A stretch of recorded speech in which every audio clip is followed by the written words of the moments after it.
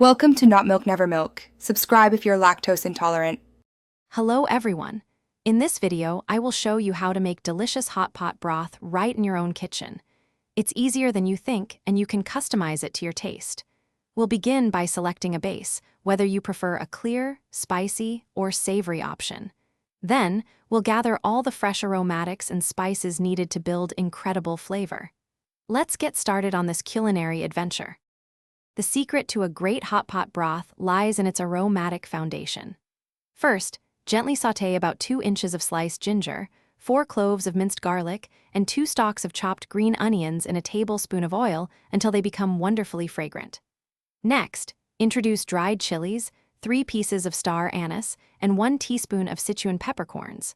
Toast these spices for about 1 minute to unlock their full, complex flavors. Now it's time to add the liquid base. Carefully pour in 8 cups of your preferred chicken or vegetable stock. To enhance the savory notes, stir in 1/4 cup of soy sauce and 2 tablespoons of oyster sauce. Bring the mixture to a gentle boil, then reduce the heat and let it simmer for at least 30 minutes.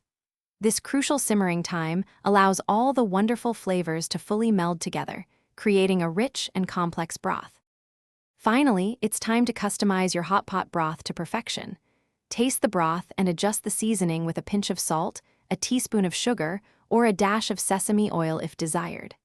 Just before serving, you can stir in some fresh cilantro or extra green onions for a burst of freshness. Your homemade hot pot broth is now ready. Gather your favorite hot pot ingredients and enjoy a delicious, personalized meal. Thanks for watching. If this was helpful, leave a like and consider subscribing. See you next time.